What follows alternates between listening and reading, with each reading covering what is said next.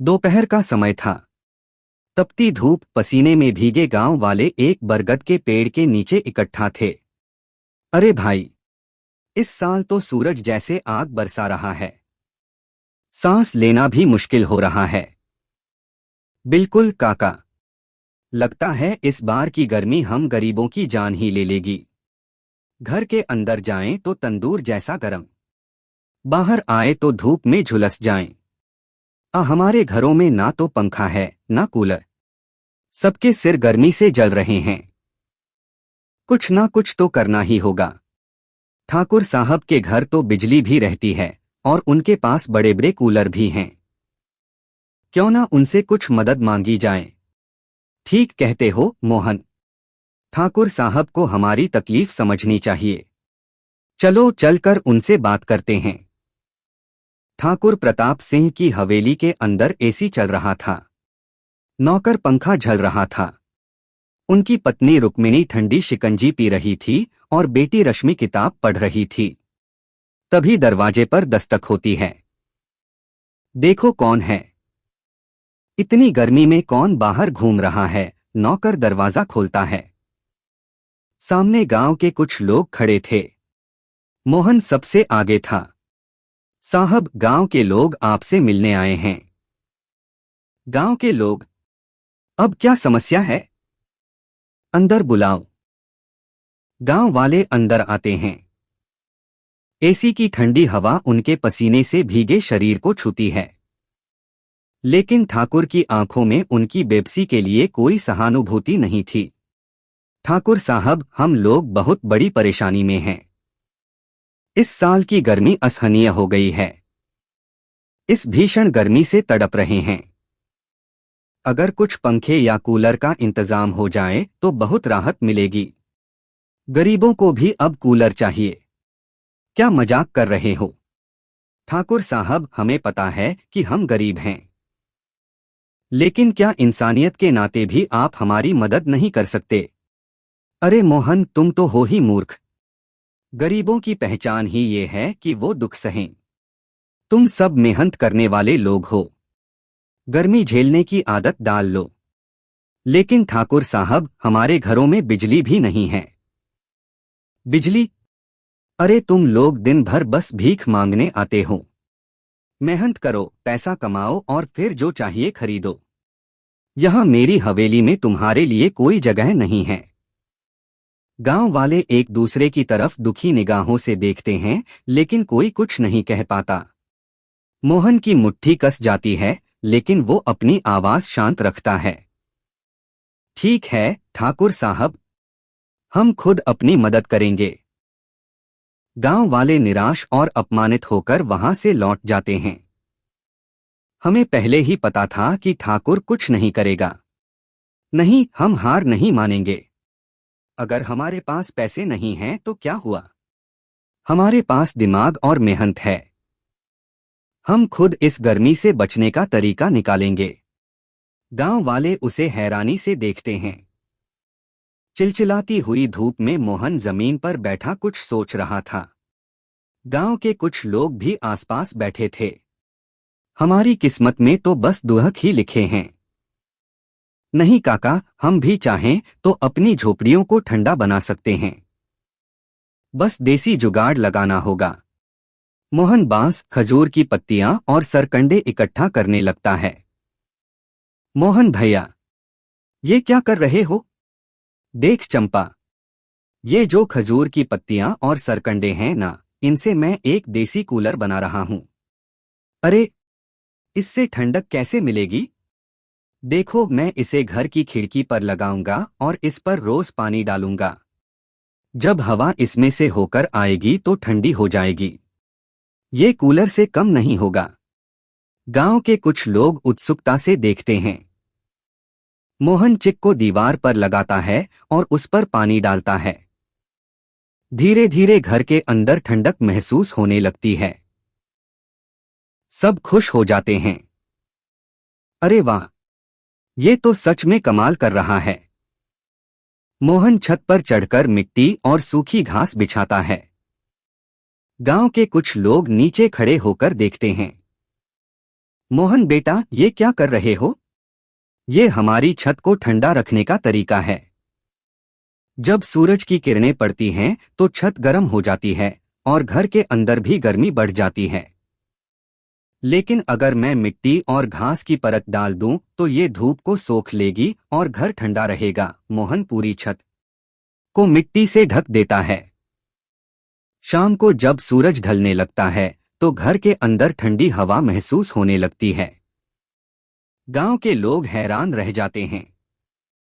मोहन एक बड़ा मिट्टी का घड़ा रखता है और उसके ऊपर एक कपड़ा बांधता है।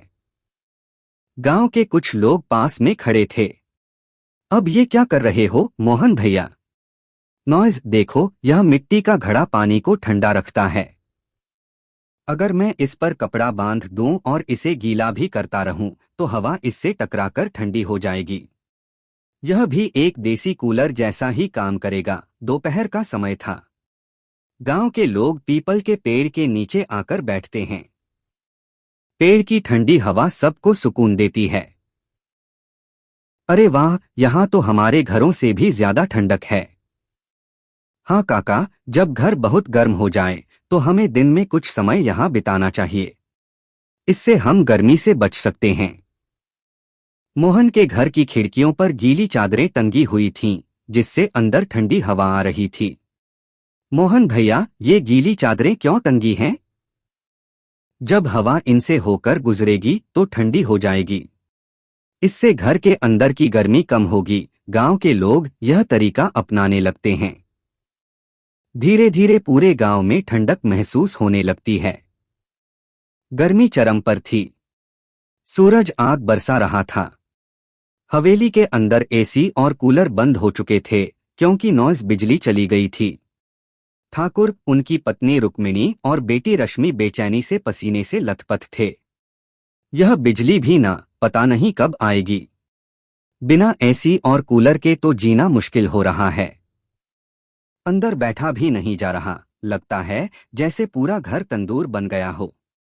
पापा, गर्मी के मारे मेरी तो तबीयत खराब हो रही है। बहुत घबराहट हो रही है।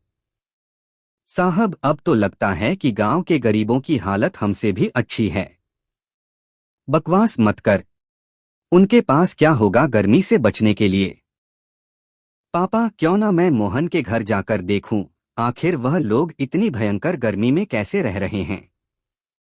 रश्मि हवेली से निकलती है। रास्ते में गरम लू के थपेड़े उसे परेशान कर रहे थे। वह मोहन के घर पहुंचती है और हैरान रह जाती है। घर में ठंडी हवा चल रही थी। मिट्टी के घड़े का ठंडा पानी रखा था। खजूर और सरकंडी से बने देसी कूलर से ठंडी हवा आ रही थी। मोहन अपनी पत्नी गीता के साथ बैठा था।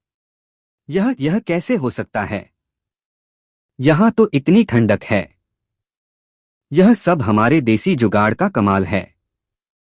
लेकिन बिना एसी कूलर के भी इतनी ठंड। हमने खजूर और सरकंडी की चीख लगाई है, जिससे ठंडी हवा अंदर आती है। घर की छत पर मिट्टी और घास की परत बिछाई है, जिससे गर्मी अंदर ही नहीं आती। और यह देखो मिट्टी का घड़ा, जिससे हमेशा ठंडा पानी मिलता है। मुझे यकीन नहीं हो रहा। हमारे पास पैसा तो बहुत है, लेकिन इतना आराम तो हमें भी नहीं मिल रहा। रश्मि जल्दी से वापस हवेली लौटती है। हवेली में ठाकुर पसीने से लथपथ बैठा था। पिताजी, मैं मोहन के घर गई थी। वहां तो इतनी ठंडक थी जैसे बारिश हो गई हो। क्या बिना एसी और कूलर के? हाँ पिताजी, मोहन और गांव वालों ने देसी जुगाड़ लगाए हैं। खजूर और सरकंडी की चीख, मिट्टी की छत और घड़े वाला कूलर। और हम हैं कि महल जैसी हवेली में भी पसीना बहा रहे हैं। तो क्या हमें भी कुछ ऐसा ही करना चाहिए? शायद हमसे बहुत बड़ी भूल हो गई। हमने हमेशा सोचा कि पैसा ही सब कुछ है। लेकिन असली ज्ञान तो इन गरीबों के पास है। जाओ, गांव वालों को बुलाओ, मुझे सबसे माफी मांगनी है। गांव के लोग इकट्ठा होकर हवेली आते हैं। मोहन भी आता है। मैं आप सबको गलत समझता था। मुझे लगता था कि गरीब सिर्फ तकलीफ सहने के लिए बने हैं। लेकिन आज आपने सिखाया कि असली आराम पैसे से नहीं बल्कि समझदारी से आता है। मुझे माफ कर दीजिए ठाकुर साहब, माफी मांगने से ज्यादा अच्छा होगा कि आप गांव वालों की मदद करें। हाँ, अब मैं समझ चुका हूँ। मैं गांव के हर घर में देसी जुगाड़ से ठंडी व्यवस्था कराऊंगा, जिससे कोई भी इस गर्मी से परेशान ना हो। मोहन और ठाकुर एक दूसरे की ओर देखते हैं, एक नई समझ और सम्मान के साथ। एक गांव में नंदलाल नाम का एक बहुत बड़ा व्यापारी रहा करता था। नंदलाल के पास बहुत सी खेती और अनाजों के गोदाम थे। नंदलाल सिर्फ अपने गांव में ही नहीं बल्कि आसपास के गांव में सबसे ज्यादा रईस आदमी था। एक दिन की बात है। आप सुबह से 3 बार गर्म करवा चुके हैं चाय।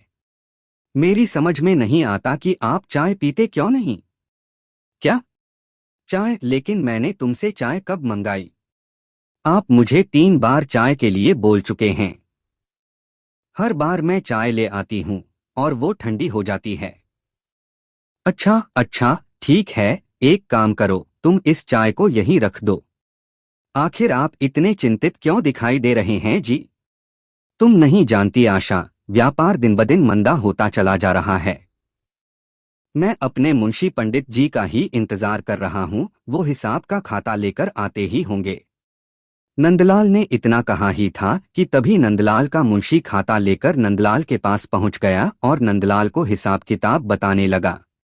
कहा, हमें हर साल अनाजों के गोदाम से 25 लाख रुपए की आमदनी होती थी और इस वर्ष तुम बता रहे हो कि 25 लाख रुपए से 10,000 रुपए कम की आमदनी हुई है। आखिर यह 10,000 रुपए कम कैसे हुए? यह कैसी बातें कर रहे हैं आप नंदलाल जी? व्यापार में तो ऊपर नीचे लगा ही रहता है। नहीं नहीं मुंशी जी, हमें अपने व्यापार को बढ़ाना होगा। हमें किसी भी हाल में अपनी सालाना आय को दोगुना करना होगा, चाहे मुझे अपने गांव के आसपास के सारे किसानों के खेत ही क्यों ना खरीदने पड़े। नंदलाल अपने गोदाम में चला गया और गोदाम में रखी हुई अनाज की एक एक बोरी को गिनकर कुछ हिसाब किताब लगाने लगा। ऐसे ही कब शाम हो गई, नंदलाल को पता ही नहीं चला। नंदलाल अपनी हवेली की ओर आ गया कि तभी उसकी नजर हवेली के ठीक सामने बने हुए एक कच्चे मकान पर पड़ी। तभी नंदलाल की पत्नी आशा वहां पर आ गई। कहाँ चले गए थे आप? आपने तो दोपहर का भोजन भी नहीं किया। आपका चेहरा बता रहा है कि आप सुबह से भूखे हो। हाँ, मुझे भोजन करने का ध्यान ही नहीं रहा आशा। जब से मुंशी ने मुझे बताया है कि इस साल हमारी आमदनी 10,000 रुपए कम हुई है, तब से मेरी चिंता बढ़ गई है। आखिर हमारे पास किस चीज की कमी है? ईश्वर ने हमें धन दौलत और कितनी संपत्ति दी है, फिर आपको इतनी चिंता क्यों रहती है? और आप बाहर खड़े हुए अर्जुन के मकान को क्यों देख रहे हैं? मेरी समझ में नहीं आता आशा। मेरे पास धन की कोई कमी नहीं और ना ही खेती की, फिर भी मुझे अंदर से कोई खुशी नहीं होती, जबकि वही मेरा पड़ोसी अर्जुन एक छोटा सा किसान है। उसके पास ना तो धन है ना दौलत, फिर भी वह इतना खुश कैसे रहता है? वह क्यों खुश रहता है, उसके बारे में तो मुझे नहीं पता। मेरा ख्याल है कि आप कल खुद उससे पता कर लेना। फिलहाल तो आप भोजन कर लीजिए, मुझे आपकी चिंता खाए जा रही है। ठीक है, चलो भोजन कर लेते हैं। नंदलाल हवेली के अंदर जाकर भोजन करने बैठ गया। उसके सामने अच्छे अच्छे पकवान रखे हुए थे। नंदलाल ने थोड़ा बहुत भोजन किया। यह क्या? आपने तो बस आधी रोटी ही खाई है, मैंने तो आपके पसंद के सारे व्यंजन बनाए हैं। आशा, मुझे भूख नहीं है। इतना बोलकर नंदलाल ऊपर के कमरे में सोने चला गया। वह अपनी खिड़की से अर्जुन के मकान को ही देख रहा था। मेरी समझ में नहीं आता, आखिर यह व्यक्ति इतना खुश क्यों रहता है? जहां तक इसके बारे में मैं जानता हूँ, कभी कभी इसके घर पर रात का भोजन भी नहीं बनता, फिर भी उसकी पत्नी और इसकी बेटी हमेशा मुस्कुराते और हंसते रहते हैं। इतना बोलकर नंदलाल अपने बिस्तर पर लेट गया। अगले दिन नंदलाल सीधे अपने गोदाम में जाकर मुंशी पंडित से बोला, मुंशी जी, मैंने फैसला किया है कि हम अपने गांव के कुछ किसानों की जमीन खरीद लेंगे, तभी हम इस वर्ष ज्यादा अनाज उगा पाएंगे। इस वर्ष जो हमें 10,000 रुपए का घाटा हुआ है, मैं चाहता हूं कि 10,000 रुपए के घाटे को हम 10 लाख रुपए के मुनाफे में बदल दें। आपका विचार तो अच्छा है नंदलाल जी, लेकिन सोच लीजिए हमें इसके लिए फिर मजदूर बढ़ाने पड़ेंगे और फिर हमें ऐसा करने में बहुत सी समस्याएं भी आएंगी, क्योंकि बहुत से किसान अपनी जमीन शायद हमें ना बेचें। क्यों नहीं बेचेंगे? जब उन्हें उनकी जमीन के अच्छे दाम मिलेंगे तो वो जरूर बेचेंगे। मैं आज ही अपने पड़ोसी अर्जुन से बात करता हूँ। मैं उसे उसकी जमीन की दोगुनी कीमत दे दूंगा, फिर तो वो आसानी से अपनी जमीन को बेचने के लिए तैयार हो जाएगा। जैसी आपकी इच्छा। शाम के समय नंदलाल सीधे अर्जुन के घर की ओर चला गया। उसने देखा अर्जुन अपनी बेटी के साथ खेल रहा था। पिताजी, गांव में मेला लगा हुआ है, मुझे वहां पर एक गुड़िया बहुत ज्यादा पसंद आई है, क्या आप वो गुड़िया मुझे खरीद कर देंगे? उस गुड़िया को खरीदने के लिए मेरे पास पैसे नहीं हैं कंचन, लेकिन मैं तुम्हें उससे भी अच्छी गुड़िया दिखा सकता हूँ, जिसे देखकर तुम खुश हो जाओगी। अच्छा पिताजी, तो मुझे दिखाइए वह गुड़िया। वह देखो उस शीशे के अंदर जो छोटी सी प्यारी सी गुड़िया दिख रही है ना, उस गुड़िया के सामने तो गांव की सभी गुड़िया फीकी हैं। अपने पिता की बात सुनकर कंचन जोर जोर से हंसने लगी। तभी उसकी नजर नंदलाल पर पड़ी। नंदलाल को अपने घर पर देखकर अर्जुन और उसकी पत्नी बहुत प्रसन्न हो गए। आइए आइए नंदलाल जी, आज आप अपने घर का रास्ता कैसे भूल गए? तुम हमारे पड़ोसी हो अर्जुन, और मैं तो अपनी हवेली से हमेशा तुम्हारे घर को ही देखता रहता हूँ। तुम्हें शायद विश्वास ना हो, पर तुम इस बारे में मेरी पत्नी से पूछ सकते हो। लेकिन भला मुझ जैसे गरीब की झोपड़ी को आप क्यों देखते रहते हैं? वैसे तो मुझे तुमसे कुछ काम की बात करनी थी, लेकिन अब जब मैं तुम्हारे घर पर आ ही गया हूँ तो मैं तुमसे कुछ सवाल भी पूछना चाहता हूँ। कैसा सवाल नंदलाल जी? कोई खास सवाल नहीं है अर्जुन, बस मेरे मन में कभी कभी एक विचार आता है कि तुम इतने निर्धन हो। जहां तक मैं जानता हूं, तुम कभी कभी तुम्हारे घर पर शाम का भोजन भी नहीं बनता। फिर भी तुम इतने खुश कैसे रह लेते हो? क्या तुम्हें चिंता नहीं होती? यह कैसी बातें कर रहे हैं आप नंदलाल जी? भला सुख का धन से क्या लेना देना? सबसे महत्वपूर्ण बात यह होती है कि हमें खुशी किस बात से मिलती है। अब आप स्वयं को देखिए, आपको ऐसा लगता है कि अधिक धन कमाने से आपको खुशी मिलेगी, मगर मेरा मानना कुछ अलग है कि खुश रहने के लिए धन का होना आवश्यक नहीं है। चलो यह सब छोड़ो अर्जुन, मैं तुम्हारे पास यहाँ पर इसलिए आया था कि तुम्हारी एक छोटी सी जमीन है जिस पर तुम खेती करते हो, मैं तुम्हारी वह जमीन खरीदना चाहता हूँ। क्षमा कीजिए नंदलाल जी, मुझे यह कहते हुए अच्छा तो नहीं लग रहा, लेकिन फिर भी कहना तो पड़ेगा। मैं अपनी जमीन नहीं बेचूंगा। अच्छा, तो तुम सोच रहे होगे कि मैं तुम्हारी जमीन जमींदारों की तरह बहुत सस्ते दाम में खरीदने आया हूँ, लेकिन ऐसा नहीं है अर्जुन। मैं एक व्यापारी हूँ। मैं तुम्हें उसकी दोगुनी कीमत देने को तैयार हूँ। नंदलाल जी, आप मुझे मेरी जमीन की 10 गुनी ज्यादा कीमत देने को ही क्यों ना तैयार हो जाएं, तब भी मैं अपनी जमीन आपको नहीं बेचूंगा, क्योंकि मेरी यह जमीन मेरे पूर्वजों की है। इस जमीन के साथ मेरे बचपन और मेरे माता पिता की यादें जुड़ी हुई हैं। सोच लो अर्जुन, यादों से पेट नहीं भरता। अगर तुम्हारे पास अधिक धन आ जाएगा, तुम्हारा काफी कुछ फायदा भी हो सकता है। नंदलाल जी, हमारे जीवन में यादें बहुत ही महत्वपूर्ण होती हैं। हमारी सुंदर यादें ही हमें जीवन में खुश रहने की वजह देती हैं। सोच लो अर्जुन, तुम्हारी बिटिया अच्छे स्कूल में नहीं पढ़ती। उन बचे हुए पैसों से तुम अपनी बिटिया कंचन का अच्छे स्कूल में एडमिशन करवा सकते हो। वह बड़ी होकर कुछ बन सकती है। क्षमा कीजिए नंदलाल जी, मैं फिर भी अपने पूर्वजों की जमीन नहीं बेच सकता। ठीक है अर्जुन, मैं कोई जबरदस्ती नहीं करूंगा, जैसी तुम्हारी इच्छा। इतना कहकर नंदलाल वहां से चला गया। उस दिन के बाद नंदलाल ने गांव की बहुत सी जमीन खरीद ली और वह पहले से ज्यादा अनाज उगाने लगा। ऐसे ही एक वर्ष बीत गया। मुंशी पंडित फिर से अपना वही खाता लेकर आया। क्या हुआ मुंशी पंडित, इस वर्ष में कितना मुनाफा हुआ? आपके कहे अनुसार जो 10,000 रुपए का पिछले वर्ष का घाटा हुआ था, इस वर्ष हमने उस 10,000 रुपए के घाटे को 24 लाख रुपए के मुनाफे में बदल दिया है। क्या? 24 लाख रुपए? मुंशी जी, मैंने सोचा था कि इस वर्ष हमें 25 लाख रुपए का फायदा होगा। 1 लाख रुपए कम कैसे रह गए?